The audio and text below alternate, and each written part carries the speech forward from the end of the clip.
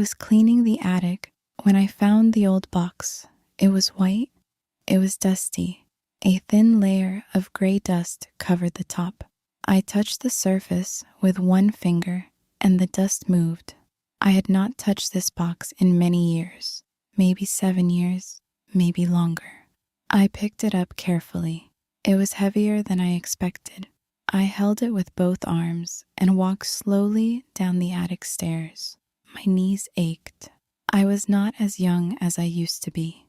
I carried the box downstairs and put it on the kitchen table. My wife Laura was outside. I could see her through the window. She was in the garden. She was cutting flowers. She always cut flowers on Saturday mornings, red and yellow ones. She would put them in a glass jar on the windowsill. She did this every single week, without fail. I opened the box. Inside was our wedding album. I smiled. I had forgotten about this album. I remembered our wedding day. We got married 7 years ago, the 12th of June, a warm and sunny day. The sky was very blue. There were white flowers everywhere. I had been so nervous in the morning. I dropped my tie on the floor 3 times. Tom laughed at me. I was happy that day. I remembered being happy. I opened the album carefully. The cover was cream-colored and smooth. Someone had tied a thin blue ribbon around it years ago. The ribbon was faded now. I untied it gently and laid it on the table. The first page showed the church, small and white, a wooden door painted dark green, old stone walls, green trees around it, sunlight on the stone path leading up to the entrance. I remembered walking up that path in new shoes that pinched my feet. I turned the page. I saw the photo of the bride and groom. I stopped. I stopped moving completely. I stopped breathing for a moment. I just stared. The man in the photo was me.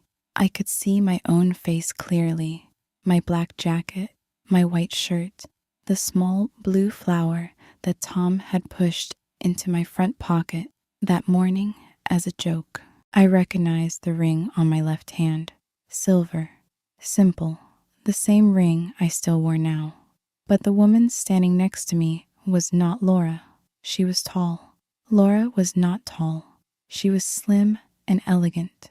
She had dark brown hair, long and loose, falling softly over one shoulder. Her face was turned slightly toward the camera. Her skin was pale and very smooth. Her eyes were large and very green. She was wearing a simple white dress with lace at the sleeves. She was beautiful, but she was not my wife.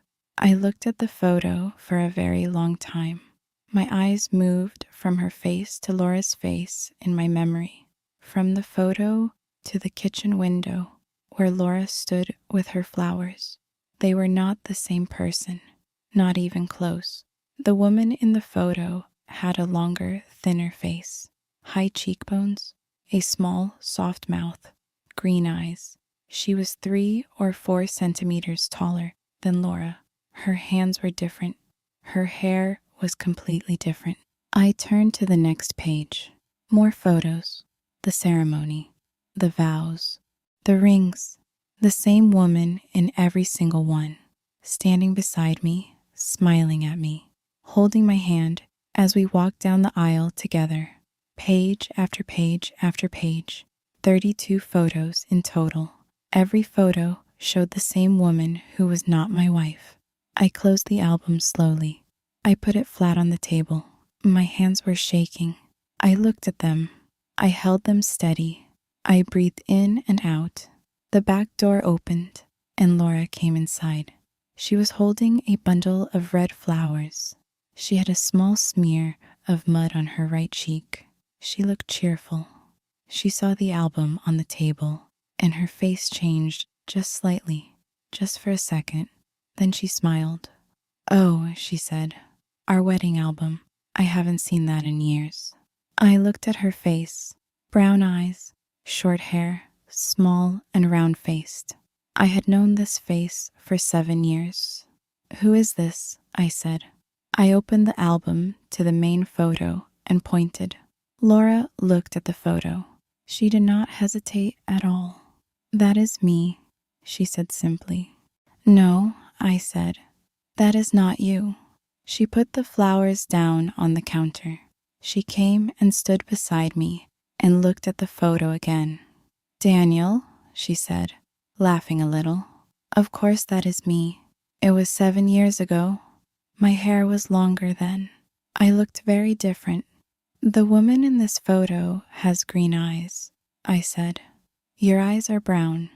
"Photos do strange things to eye color," she said. "The lighting in that church was unusual. The windows had colored glass." "That is not you," I said again. Her smile faded. "You are being strange," she said. "Why are you doing this?" "I am not doing anything," I said. "I am asking a simple question." She picked up the album and closed it firmly. She put it back in the white box. She carried the box to the hallway and set it against the wall. "Come," she said. "I made soup. It will get cold." I sat at the table. I ate the soup. It tasted like nothing. I watched Laura across the table. She talked about the garden. She talked about a television program she had watched. She talked about needing new curtains for the bedroom. I said very little. I nodded and smiled when she looked at me. But my mind was somewhere else entirely. That night I could not sleep. I lay in the dark and stared at the ceiling.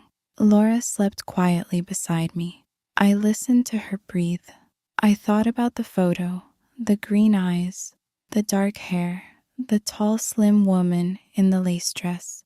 At 3 a.m, I got up very quietly. I went out to the hallway. The white box was there. I opened it. I took the album.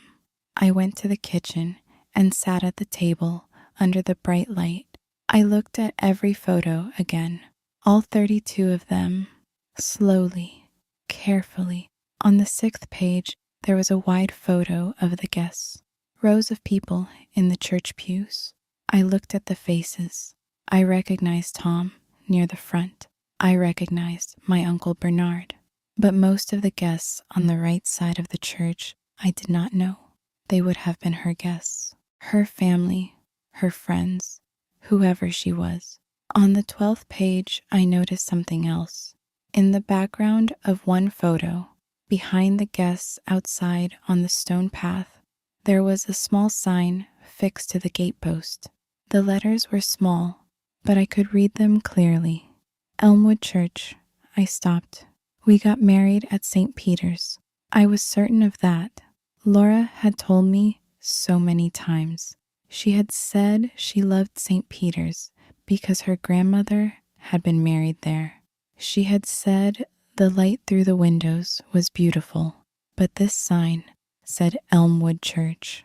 I had never heard of Elmwood Church. I turned back to the main photo. I stared at the woman's face. She looked happy. She looked completely, genuinely happy. She was not posing for the camera. She was looking at me, looking at the man beside her, and her face showed something real. I put the album in my bag. I carried it upstairs. I slid it under the bed, behind some boxes of books. I did not want Laura to take it. I lay awake for the rest of the night. In the morning, I told Laura I had an early meeting at work. I put on my coat and picked up my bag and got in my car. I did not drive to work. I typed Elmwood Church into my phone. It showed a small church on Orchard Lane, about 20 minutes away. I had driven past that road many times, but never turned down it. I drove there now. Elmwood Church was exactly like the church in the photo. White walls, green trees, a wooden door, painted dark green, the same stone path. I parked my car and walked inside. A man was there. He was old and small, with white hair. He was arranging yellow flowers in a vase near the front of the church. He heard me come in and turned around. "Good morning," he said. "Can I help you?" "I hope so," I said. "I got married in this church about 7 years ago." "June the 12th. My name is Daniel Hayes." The old man thought for a moment. He tilted his head to one side. "June the 12th," he said slowly. "Yes, I remember that wedding. A lovely day, very warm."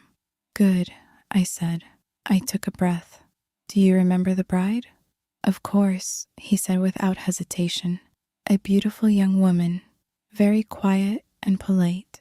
She shook my hand before the service and thanked me for looking after the church so well."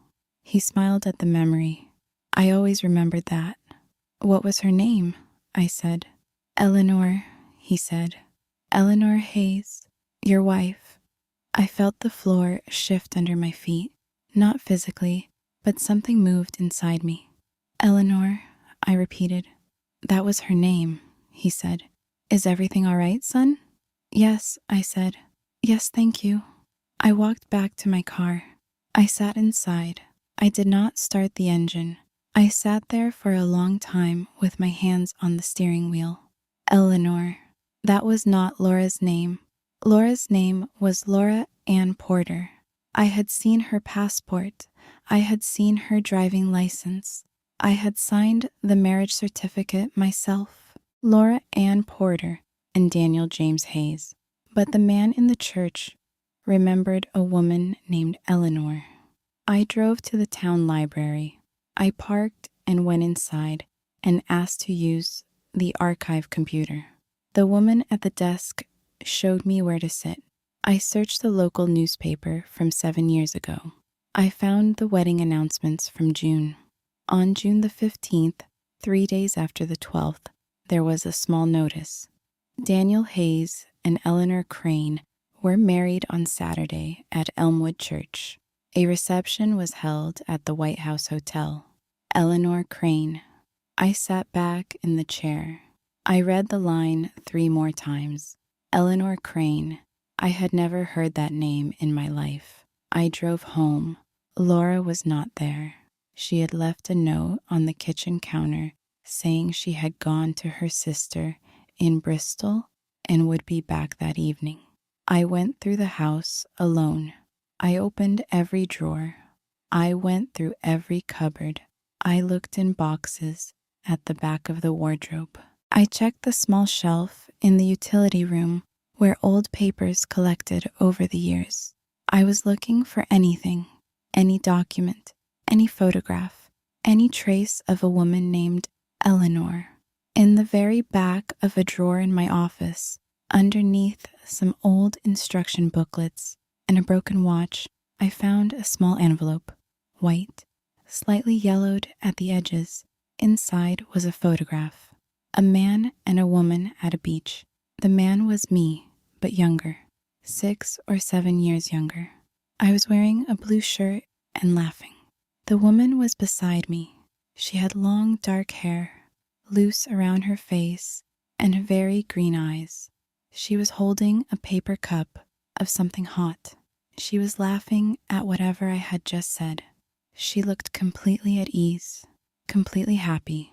On the back of the photo, written in small, neat handwriting, Danny and Ellie, Brighton, 2016. Danny, Ellie, a name for Eleanor. I held the photo and I looked at it for a long time. I tried very hard to remember that day. The beach, the paper cup, the laughter. I pressed my mind back and back, but I could not find it. That part of my life was simply not there, like a room with a locked door. But holding the photo, I felt something, not a memory, something older than memory, something warm and faint, like light coming through a curtain. I put the photo carefully in my inside jacket pocket. I sat on the floor of my office for a while. I did not move. The house was very quiet around me. I thought about what I knew. I had a wedding album showing a woman who was not Laura. I had a church that was not St. Peter's. I had a newspaper record with a completely different name. I had a beach photo of myself and a woman with green eyes. And I had a name, Eleanor Crane. I also thought about what I did not know. I did not know what had happened to Eleanor. I did not know who Laura really was. I did not know why my memory had been erased so completely that I had lived 7 years without questioning a single thing. I thought about the accident. I had been in a car accident 7 years ago, a bad one. That was the one true thing I knew with certainty. I remembered almost nothing from before it. Everything before that accident was a soft gray blank. Doctors had said that was normal, that trauma to the head could erase years, that memories might come back slowly over time, or might never return at all. I had accepted that. I had never questioned it. Now I was questioning everything. I called my friend Tom. Tom had known me for 15 years. He was the person I trusted most in the world. He had been my best man. He had stood beside me in that church. But which church? Tom, I said when he answered, can you meet me today? It's important. Of course, he said. What's wrong? You sound strange. I'll tell you when I see you, I said. The coffee place on the high street, 1 o'clock. I arrived early. I sat at a corner table with my back to the wall. I put the wedding album and the beach photo on the table in front of me. Tom arrived exactly on time. He always did. He sat down across from me. He looked at the album. He looked at the photo. His expression did not change, but his eyes went quiet. Tom, I said, tell me the truth about my wedding.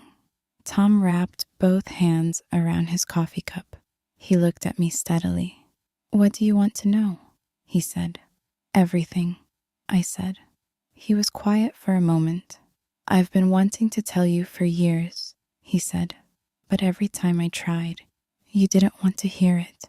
You told me I was confused. The last time I tried, you nearly stopped speaking to me altogether, so I stopped. I'm asking now, I said. Please. Tom looked at the beach photo. That is Eleanor, he said. Eleanor Crane. She was a primary school teacher. She was clever and funny, and she loved walking, and she made the best lemon cake I have ever eaten. You met her at a gallery opening 5 years before the wedding. You called me that same night to tell me about her. I said nothing. I let him continue. You married her at Elmwood Church, he said. June the 12th, 7 years ago. I was your best man. I put that blue flower in your pocket as a joke. I closed my eyes. 3 weeks after the wedding, Tom said quietly, you were both in a car on the motorway. A truck came across the central reservation. The truck hit the passenger side. Eleanor was in the passenger seat. I opened my eyes. You were in intensive care for 17 days, Tom said. Head injury, internal bleeding. They did not know if you would survive. When you woke up, you had lost large sections of your memory. The doctors said it was common after that kind of trauma to the head.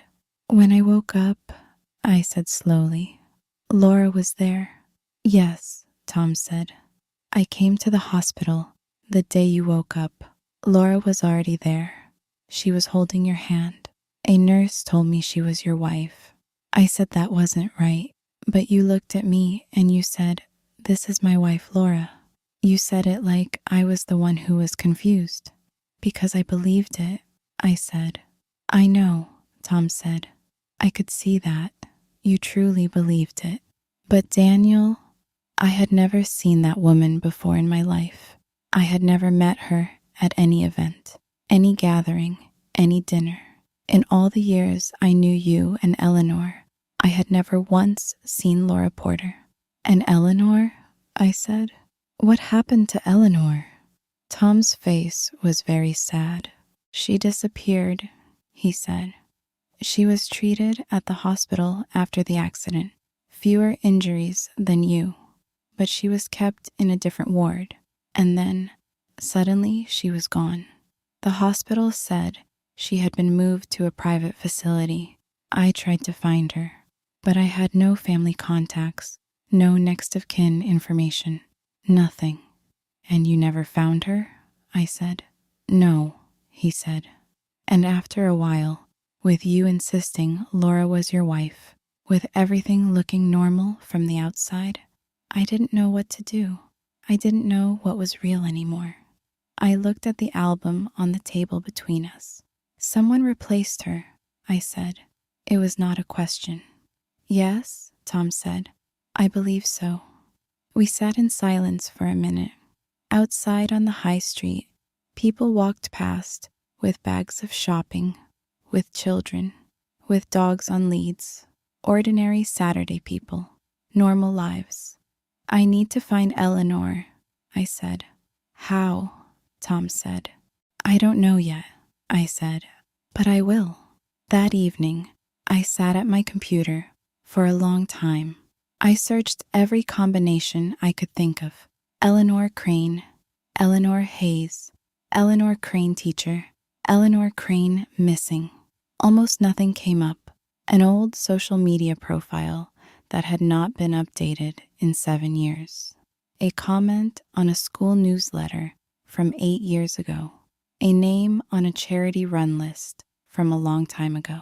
And then I found it on a community forum from 7 years ago. A post from a woman named Ruth Adler. The post said, I am trying to find my friend Eleanor Crane. She was a teacher at Oakfield Primary School. She was injured in a road accident in June, and I have not been able to contact her since. If anyone knows her or knows how to reach her family, please message me. I am very worried. Ruth Adler. I searched for her. She was not hard to find. A community volunteer in a town called Breton, about 40 minutes away. Her phone number was listed on an old parish newsletter. I called it. A woman answered on the third ring. Hello? Ruth Adler? I said. Yes, she said. Who is calling? My name is Daniel Hayes, I said. I am calling about Eleanor Crane. A very long silence. Daniel Hayes, she said at last. Quiet, measured. Eleanor's husband. Yes, I said. Or so I believe. Where is she? Ruth said. Her voice sharpened. What have you done with her? What has your family done with her? Please, I said. I don't know what happened. I was in the accident too. I lost my memory. When I woke up, there was a different woman. I only just found out the truth. I am trying to find her. Please help me. Another silence, longer this time. You didn't know, she said finally. Her voice had softened just a little. No, I said. I didn't know. I promise you. She told me to come to Breton that afternoon. She gave me her address. I told Laura I had a work situation to deal with. She looked up from her book and said fine. She did not ask anything else. I drove to Breton. Ruth's house was at the end of a quiet road with big trees on both sides. Small house, neat garden, white gate. She opened the door before I even reached it. She stood in the doorway and looked at me with very sharp blue eyes. She was a small woman, 60 or so, with gray hair cut close to her head. She studied my face as if she was reading it. Come in, she said at last. Her front room was warm and full of books, bookshelves on every wall. A small fire going, even though it was not cold. She sat me down and put tea in front of me and sat across from me. Tell me what you know, she said. I told her everything. The album, the church, the newspaper, the beach photo, Tom's account. She listened without moving. When I finished, she said, Eleanor and I were best friends for 30 years, since we were 9 years old. We went to the same school, the same university. We talked every week without fail, even when she moved away. I knew her better than I knew anyone. Tell me about her, I said. Ruth looked at the fire. She was a primary school teacher, she said. She loved it. She was very good with children, patient and kind. She had a way of making children feel safe. She was quiet in big groups, but very funny when you knew her. She laughed easily. She was not a person who complained. She just got on with things. I thought about the beach photo, the laughter on her face. She had money, Ruth continued, not because she earned much as a teacher, but her parents died when she was in her 30s, both within a year of each other. They left her their house, land in the countryside, some substantial savings. Eleanor never talked about it much. It made her uncomfortable. She was not a person who cared about money, but other people cared about it, I said. Marcus cared about it, Ruth said. Her expression hardened. Marcus Crane, her cousin. He was always in debt. He was always asking Eleanor for loans. She helped him many times, more than he deserved. He was charming when he wanted something and cruel when he didn't get it. What did he do? I said. Ruth set down her cup. About 2 weeks after the accident, she said. Eleanor called me from the hospital. She was very frightened. She said Marcus had come to see her. He sat beside her bed, and he told her that you had woken up. But he said you were asking for a woman named Laura. He said the doctors had told him your memory of Eleanor was completely gone and would never come back. He said you had already started telling people that Laura was your wife. He said it would be kinder for Eleanor to accept it and move on. I felt sick. All of that was a lie, I said. Yes, Ruth said, but Eleanor didn't know that. She was in pain. She was alone. She was frightened. She had just lost the person she loved most. She was not thinking clearly. She believed him, I said. She was vulnerable, Ruth said. She trusted him because he was family, even though he had never been kind to her, even though she knew deep down that he was not a good person. When you are hurt and alone, sometimes you believe what you most fear because it feels like the truth. And then what? I said. 3 days later, Ruth said, I called the hospital to ask about Eleanor. They said she had been transferred to a private mental health facility. They said she had suffered a psychological breakdown following the trauma of the accident. I put my face in my hands for a moment. I pressed my palms against my eyes. Marcus had legal authority over her care, Ruth continued. He had applied for power of attorney while you were both in the coma. The hospital gave it to him because there was no one else. Her parents were dead. She had no siblings. You were unconscious. He was the closest relative. He planned it, I said. Yes, Ruth said. I believe he planned the whole thing from the moment of the accident, or perhaps even before. He knew about her assets. He knew that if she was declared mentally incompetent, he could control her estate. And Laura? I said. I don't know who that woman really is, Ruth said. But Marcus brought her in. I assume he found someone who resembled Eleanor enough to pass with a man who had lost his memory. He needed a plausible wife. Otherwise, you would start asking questions. Start looking for Eleanor. This way, you had a wife, a home, a life that felt complete. You had no reason to look. I thought about 7 years of dinners and Saturdays and curtains and soup. 7 years of believing I knew exactly who I was and where I had come from. And Eleanor's estate? I said. He sold the house, Ruth said. He sold the land. He liquidated the savings accounts. He had power of attorney, and she had been declared unfit to manage her affairs. It was all legal on paper. And no one questioned it? I said. I questioned it, Ruth said. I went to the facility to see her. The first time, they said she was not well enough for visitors. The second time, they said she had asked not to see me.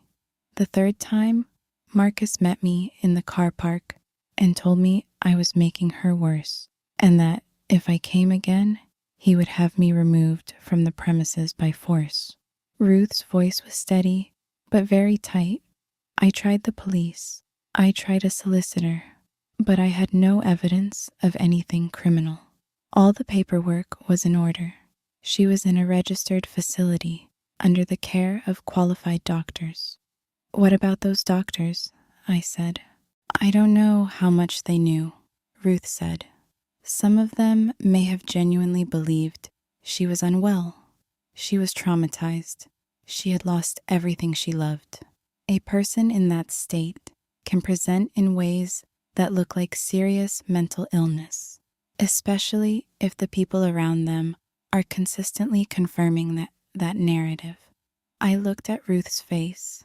She had lived with this for 7 years too. The knowledge of what had happened to her friend, the inability to prove it or stop it. Where is she now? I said. Is she still at the facility? Ruth got up and went to the small desk in the corner. She opened a drawer and took out a piece of paper that had been folded and unfolded many times. She handed it to me. Stonebridge House, Camford, a phone number and a road address. I don't know what condition she is in, Ruth said quietly. 7 years in that place.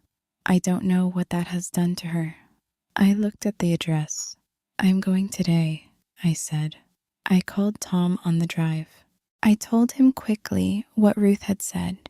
He was silent for a long time. I'll come, he said. We met in Camford at the edge of the town. Tom drove the last part so I could think.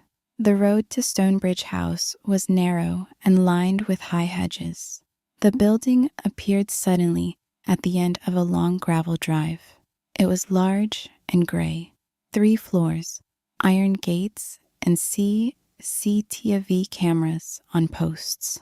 The windows had lights in them, but they were the kind of lights that don't look warm. We went to the reception desk. A nurse sat behind glass. We are here to see Eleanor Hayes, I said. I am her husband, Daniel Hayes. The nurse typed on her keyboard. The approved visitors list for that patient has one name on it, she said. Marcus Crane. Of course it does, Tom said under his breath. I leaned forward slightly. Please, I said. I know I'm not on the list, but she is my wife. Just tell her my name. Tell her Daniel is here. Let her decide if she wants to see me. The nurse looked at me. She looked at Tom. She seemed uncertain. Please, I said again. I believe she has been here against her will. I believe she has been lied to. Just tell her the name. If she says she doesn't want to see me, we will go immediately. The nurse picked up the phone. She turned away from us slightly and spoke in a low voice. We waited. A minute passed. 2 minutes. 5. Then a door opened at the far end of the corridor. A woman walked toward us. She was thin, very thin. Her face was pale and slightly hollow. She was wearing a white cardigan over a gray dress. Her hair was dark, but there was gray in it now, scattered at the temples. She was walking slowly, one hand touching the wall beside her, as if she was not entirely certain of the ground. But she had green eyes, large and bright and very green. Even from this distance, they were unmistakable. She stopped when she saw my face. Her hand came up and covered her mouth. Daniel, she said. The word barely made any sound. I didn't move for a moment. I didn't know what to do. 7 years. She had spent 7 years in this building. She had spent 7 years being told she was sick, being told I had replaced her, being told she didn't matter anymore. Eleanor, I said. She started to cry, not loudly, silent tears running down her face. She took one step forward and then stopped, as if she wasn't sure she was allowed to come closer. "It's okay," I said. "I know the truth now. I found the photos. I found Ruth." She pressed her lips together. She was trying very hard to hold herself together. A nurse led us to a small visitor's room near the entrance. We sat down. Tom waited outside. The nurse brought water. Eleanor sat across the table from me. She held the glass of water with both hands. She was still trembling slightly. She looked at my face for a long time. "You came," she said at last. "I'm sorry it took so long," I said. "Marcus told me," she said. Her voice was low and careful, as if she was choosing every word. "He told me you had moved on, that you had a new life. He said I needed to accept it. The doctors here repeated the same things. They said I had formed false memories. They said the marriage was not real. They said I was confused from the accident." "They were wrong," I said. "The marriage was completely real. I have the album. I have photos. I have the church records." She closed her eyes. "I knew," she whispered. "I always knew. But when everyone around you is telling you the same thing, day after day, year after year, you start to lose yourself. You start to wonder." "That was what he wanted," I said. She opened her eyes. "What are you going to do?" she said. "Go to the police," I said. "Tell them everything, with evidence." She looked at me for a long moment. "Will they believe us?" she said. "I think so," I said. "And Ruth will speak to them. And Tom, we are not alone." She looked down at the table. Then she looked up at me again. "You really don't remember me," she said. Not a question, just a statement. "No," I said. "The accident took those years. They are gone. I am sorry." She nodded once, slow and steady. "I know it was not your fault," she said. "No," I said. "It wasn't your fault either." She looked at me for a long time. I looked back. We were strangers in almost every way, but there was something in looking at her face that felt less like meeting a person and more like recognizing one. I drove back the next morning and went directly to the police station. I asked for a detective. They sent me to a man named Detective Haynes. Tall, quiet, with a gray suit and a careful way of listening. He sat across from me with his notebook and asked me to start at the beginning. I told him everything. The album, the church, the newspaper, Tom's account, Ruth's account, Stonebridge House, Eleanor. I laid out everything on his desk. The wedding album, the beach photo, the newspaper clipping, a copy of the marriage notice from the library archives. Haynes went through everything slowly. He did not rush. He did not dismiss anything. "This is a serious matter," he said when I finished. "Yes," I said. "I'll need to speak to the other witnesses," he said. "And I need to request records from Stonebridge House. That will take a few days." "She has been there for 7 years," I said. "Please don't let it take much longer." He looked at me. "I understand," he said. The next 3 days were the strangest of my life. I went home to Laura each evening. I sat at the dinner table. I watched television. I talked about ordinary things. All the while, I was meeting Detective Haynes at the police station in the afternoons, giving more statements, answering more questions. Tom gave his statement. Ruth gave hers. Eleanor gave hers by telephone from the facility, with a solicitor present. On the third evening, Haynes called me. "We have spoken to the staff at Stonebridge House," he said. "We have the financial records from the estate transactions. We have corroborating statements from multiple witnesses." "And," I said. "We are issuing warrants," he said, for Marcus Crane, and for a woman currently known as Laura Porter. Her real name is Lauren Mary Voss. She has prior convictions for fraud under a different name, Lauren Voss, not even close to the name I knew. When? I said. Tomorrow morning, he said. Stay home. Behave normally. Do not give her any reason to leave. I went back to the front room. Laura was watching a program about home renovation. She looked up and smiled at me. Tea? She said. No, I said. Thank you. I sat in the armchair. I looked at her. 7 years of my life. I had cooked meals with this woman. I had been on holiday with her. I had trusted her completely, and she had known from the very first day exactly what she was doing. At 7:15 the next morning, 2 police cars came quietly down our road. No sirens. They parked outside the house. Laura was in the kitchen when she heard them. She went to the window. She looked out. She went very still. Then she turned and looked at me. We looked at each other across the kitchen. Your real name is Lauren Voss, I said, and the woman you replaced has been locked in a building for 7 years. She said nothing. Her face was completely closed. Whatever she was thinking, she kept it behind her eyes. The knock at the door. I opened it. The officers came inside. They arrested her in the hallway.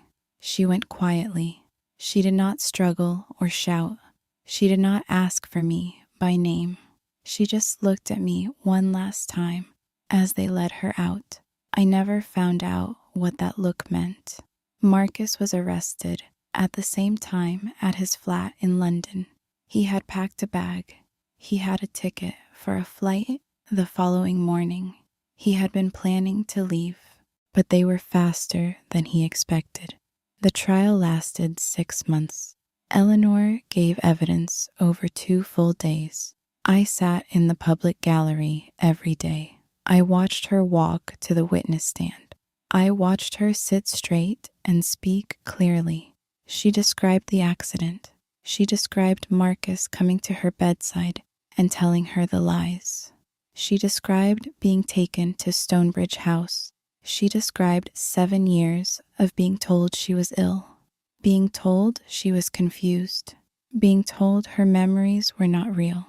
She did not cry, not once. Her voice was steady throughout. The jury listened in complete silence. I gave evidence too. I described waking from the coma. I described the memory loss. I described finding the album, the church, the photo. I described every step of the investigation. Tom gave evidence. Ruth gave evidence. The staff from the church gave evidence. The woman from the library archive gave evidence. Marcus tried to say Eleanor had been genuinely unwell, that he had acted in her best interest, that the financial transactions were all legal and proper. His solicitor was expensive and very careful, but the evidence was too strong. The jury found Marcus guilty on all charges: fraud, false imprisonment, theft, financial abuse of a vulnerable person. The judge sentenced him to 14 years in prison. He stood very still when the sentence was read. He did not look at Eleanor. He did not look at me. Lauren Voss entered a guilty plea on the 5th day of the trial. She was sentenced to 7 years. When we walked out of the courthouse, Eleanor and Ruth and Tom and I, it was raining lightly. A gray November afternoon, but the air felt clean and very still. Eleanor stood on the steps and breathed in deeply. She had been given permission to leave Stonebridge House during the trial process. She had been staying with Ruth in Breton. She looked different from the woman I had first seen in that visitor's room. She was eating properly. She was sleeping in a room with no locks on the outside. She was herself again. Slowly, but definitely, she turned to me. "It's done," she said. "Yes," I said. "What do you do now?" she said. "I don't know exactly. I said. Whatever feels right. She looked at me for a moment. Do you feel anything? She said. When you look at me, not a memory, just anything at all. I thought about it honestly. Yes, I said. I don't know what to call it, but yes, she nodded. Then we'll see, she said. And that was enough for both of us that day. The months that followed were slow and careful. Eleanor moved into a small flat near Ruth's house. She had a window box where she grew herbs, mint and rosemary, and small yellow flowers whose name I didn't know. She had a gray cat named Marble, who slept in a patch of sunlight on the kitchen floor. She went back to teaching part-time at first, then full-time in the spring. She told me once that the first day back in a classroom was the best day she had experienced in 7 years. I visited a doctor about my memory. I had new scans done. The doctor explained again what had happened. The part of my brain that held my oldest memories, the years before the accident, had been damaged. It was not impossible that some memories might return. Small fragments sometimes, a smell, a sound, a feeling attached to nothing, but the gaps would likely always be there. I told Eleanor this. She listened. It doesn't matter, she said. We don't need the past. We have now. But sometimes small things came back to me. Not memories exactly, more like echoes. Once, walking through the park near her flat, I stopped suddenly in front of a particular bench. I stood there for a long time. I didn't know why. Eleanor stopped beside me. She said nothing for a moment. Then she said quietly, "You asked me to marry you on that bench." I looked at the bench, old wood, green paint, slightly peeling, a pigeon standing on the back of it. I didn't remember, but I felt something, like a door behind glass. "Tell me," I said. "It was raining," she said. "We had run from the cafe to the park because you said you wanted to show me something. You wouldn't say what. When we got to the bench, you sat down and pulled a ring box from your jacket. You were completely soaked. Your hair was flat on your head, and your shoes were making a squelching sound every time you moved." I smiled. "You said you had been carrying the ring for 2 weeks," she said, "waiting for the right moment. And then it rained, and you decided the rain was the right moment." She was smiling too, looking at the pigeon.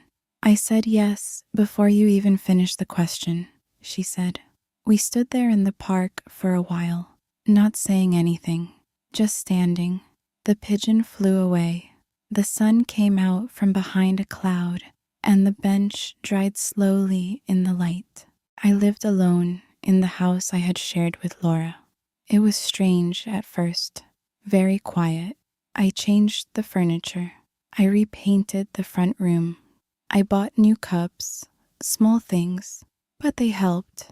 There were days when the weight of it all came down on me.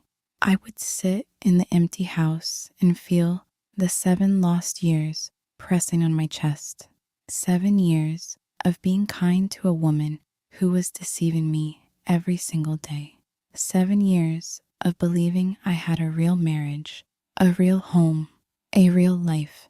And underneath all of it, Eleanor, sitting in a gray building, 30 miles away, alone, being told she didn't exist. On those days, I sometimes drove to the coast. I would park and walk along the beach. The cold air helped. The sound of the water helped. I did not know why. I had no memory of ever going to the coast before, but something in my body knew how to breathe there. One afternoon, sitting on the stone wall above the beach, I took out my phone and called Ruth. "How is she?" I said.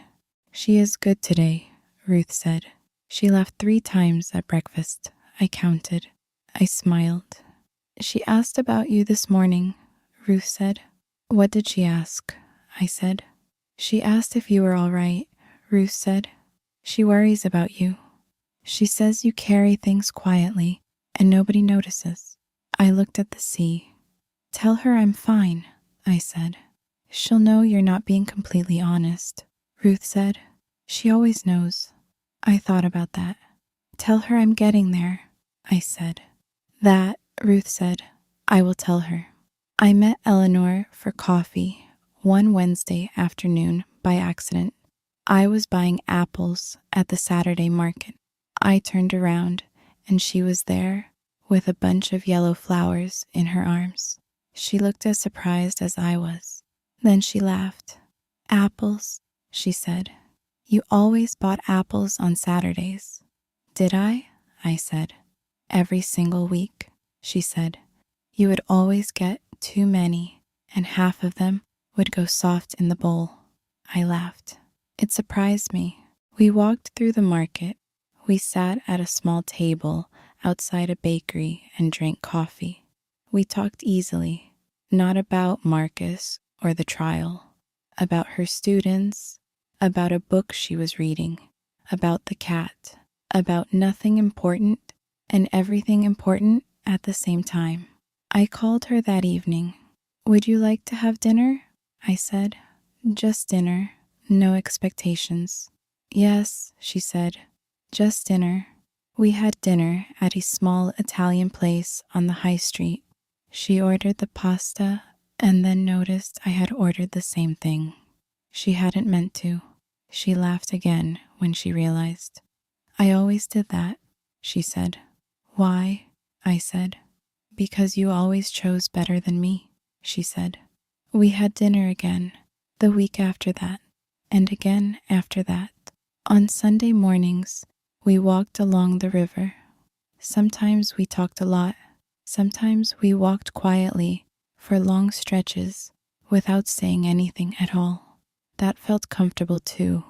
It did not feel like silence between strangers. One Sunday in February, she said to me, I want to tell you something. Those first years in Stonebridge, I was so angry at you. I thought you had chosen to forget me, chosen someone else. I hated you sometimes. That was completely reasonable, I said. But then the anger went, she said. And what replaced it was something like pity for you, because you had been robbed too. 7 years of your life built on a lie. He took from both of us, I said. Yes, she said, but he miscalculated. He thought he had taken everything. He thought the thing between us was just a detail, a memory, something that could be erased. She stopped walking. She looked at the river. But it wasn't just a memory, she said. It was something in you that he couldn't reach. I looked at her. That is how you found me, she said. Not because you remembered, but because something in you was still looking. I had nothing to say to that, but I think she was right. We have not rushed anything. We have not tried to go back to something that was already gone. The people who stood in Elmwood Church on that June afternoon were younger and different, and they are not coming back. But we are here, now, in the November rain, and the Saturday market, and the small Italian restaurant, and the river on Sundays. We are here, and we are learning each other again for the first time. Eleanor is in the kitchen now. She is drinking tea. Marble is asleep on the chair. She is telling me about one of her students, a small boy named Oscar, who insists on drawing all the letters backwards, but does it with great confidence. She is laughing, and I remember something the old man at Elmwood Church said to me back at the very beginning when all of this was just a white box in an attic. He said, "A lovely woman, very quiet and very kind." He was right about both. She is Eleanor. She is my wife. And if you are reading this or watching this somewhere, thinking about your own life and the people in it, I want to tell you one thing. The things that are real do not disappear just because someone hides them. Truth is patient. It waits. It leaves small signs in old boxes and dusty albums and the handwriting on the back of a photograph. And one day, if you are paying attention, you find it. You always find it. I found mine on a dusty Saturday morning in an attic, in a white box, in an old album with a faded ribbon. I found her. The end.